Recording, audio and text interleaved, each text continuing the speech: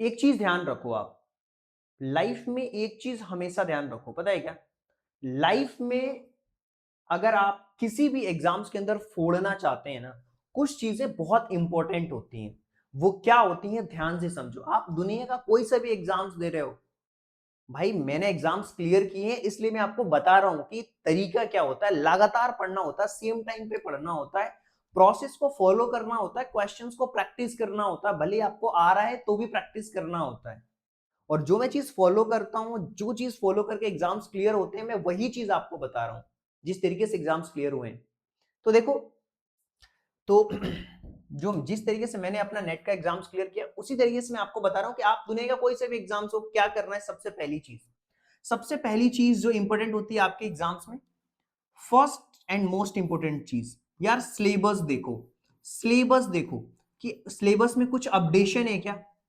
अगर सिलेबस में अपडेशन है तो उसको फॉलो करो। जैसे कि अभी नवोदय की सिलेबस की बात करें तो आपको पता होगा कि सर नवोदय के सिलेबस में ईवीएस नाम की जो चिड़िया है 6th क्लास में जुड़ चुकी है।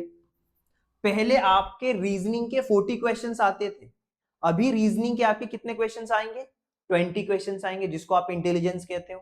तो 20 आपके इंटेलिजेंस के क्वेश्चंस आएंगे, 20 ईवीएस के आएंगे। तो एक बार आपने सिलेबस देख लिया, और कोई सिलेबस में चेंजेस है क्या? नहीं। तो सबसे पहला काम होता है जल्दी से जल्दी सिलेबस को आप कंप्लीट कर लें। सिलेबस जैसे ही आपका कंप्लीट हो जाए, दूसरी चीज सबसे इंपॉर्टेंट आपको देखना है कि पीवाईक्यूज में किस तरीके के क्वेश्चंस पूछे गए हैं।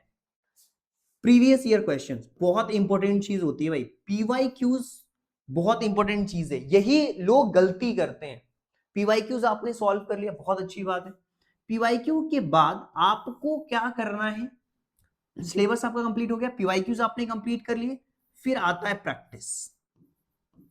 प्रैक्टिस प्रैक्टिस जब आप करना स्टार्ट करते हो तो आपकी स्पीड आती है। सिलेक्शन दो ही चीजों से होता है, कितना फास्ट आप क्वेश्चंस करते हो, आपकी स्पीड क्या है, और आप कितना सही करते हो, कितने आप एक्यूरेट हो, कितना एक्यूरेसी है आपकी। यही चीजें डिसाइड करती हैं कि आपका एग्जाम्स क्लियर होगा या नहीं होगा। अगर आप कहोगे तो एक कंप्लीट स्ट्रेटेजी वीडियो लाएंगे, जिसमें पूरा प्लान आपको मैं बता दूंगा कि यार इतने दिनों में सिलेबस आपका कंप्लीट हो सकता है। अगर कोई बच्चा कहता है सर मुझे नवोदय का एग्जाम्स क्लियर करना है 6th क्लास का, मैं कहता हूं यार आपके मैथ्स में कितने टॉपिक है, आपके मैथ्स में कितने टॉपिक है, मैक्स टू मैक्स 12 टॉपिक है। यार ज्यादा से ज्यादा मैं कह रहा हूं मैथ्स को आपको कितने दिन देने, मैथ्स में आप ज्यादा से ज्यादा देना चाहते हो 20 डेज दे लो, सफिशियंट है, राइट। अगर आप अपनी रीजनिंग की बात करते हो, जिसको आप इंटेलिजेंस कह रहे हो, यार इसको भी आप 20 डेज दे दो, ठीक है। ईवीएस में भी आपने मान लिया हमने 20 डेज दे दिया, ठीक है। और बाकी बाकी के जो दिन आपके बच रहे हैं, अगर आपके पास टाइम है तो आपके जो लैंग्वेज के सब्जेक्ट थे, अब हिंदी में है तो हिंदी, और इसमें ज्यादा आपको देने का टाइम जरूरत नहीं है, 5 दिन सफिशियंट है। मतलब आप 10 दिन भी लेके ले लो, कोई दिक्कत नहीं। 70 डेज के अंदर अंदर आपको सिलेबस कंप्लीट कर लेना है, अगर बहुत स्लो करोगे तो 70 डेज। ये मैं कब बता रहा हूं, जब आप डेली डेली अगर आप 1 घंटे दे रहे हो, 1 से 1.5 घंटे, 1 आवर मान के चलो, डेडिकेशन के साथ 1 घंटे आपको निकालना है, क्योंकि मुझे पता है कि आपका स्कूल का भी सिलेबस है, आप उसको भी कर रहे हो। डेली 1 घंटा आपको फोकस के साथ में देखना है, राइट। राइट, देखो 1 आवर है, करेक्ट। 1 आवर आपको फोकस के साथ में कंप्लीटली पढ़ना है भाई। 1 आवर पढ़ने का मतलब क्या हुआ, सर आप 70 आवर्स पढ़ रहे हो, कितने घंटे पढ़ रहे हो, 70 घंटे पढ़ रहे हो। मैं आवर्स में कर रहा हूं, मतलब अगर 70 डेज का सिलेबस है तो 70 आवर्स हो गए, 70 घंटे हो गए। मैं कह रहा हूं अगर डेली 2 घंटे आप निकाल पाए, बहुत अच्छी बात है। तो ये जो 70 डेज में होने वाला है वो आपका 35 डेज में हो जाएगा। बाकी आपको करना है प्रैक्टिस। प्रैक्टिस खूब करिए, प्रैक्टिस। प्रैक्टिस किसके साथ, पीवाईक्यूज के साथ प्रैक्टिस करिए। कहाँ मिलेंगे प्रैक्टिस के आपके set paper? Completely TMD academy पे, कंप्लीटली डिजाइंड है, अप टू डेटेड आपको मिलेगा। ईवीएस के क्वेश्चंस भी हमने इंक्लूड कर दिया है, जस्ट 2 दिन पहले हमने इंक्लूड किया है, अपडेट किया है। अगर आपको नहीं दिख रहा होगा, इस नंबर पे आप कांटेक्ट करना।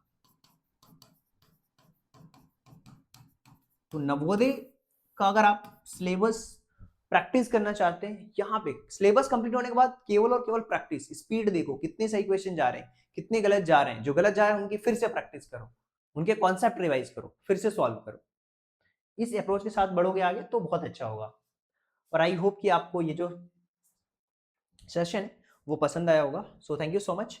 एंड अगर आप नवोदय स्कूल या सैनिक स्कूल की प्रिपरेशन करते हैं तो द मिशन डेवलपमेंट एकेडमी की एप्लीकेशन को डाउनलोड करिए, ज़्यादा से ज़्यादा लोगों तक शेयर करिए।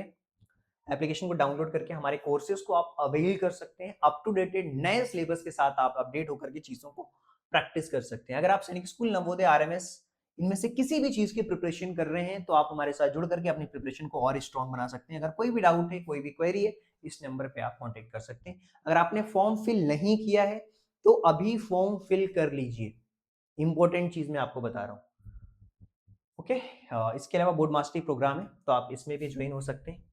सो जो बच्चे हमारे मेंटोरशिप प्रोग्राम में आना चाहते हैं, कॉल करके पूछना कि सीट अवेलेबल है कि नहीं है, उसके बाद आप मेंटरिंग के लिए भी आ सकते हैं। So thank you so much and thanks for giving your precious time at the last. God bless you, thank you so much. मिलते हैं कल किसी और वीडियोस के साथ, नए लेक्चर के साथ। ओके।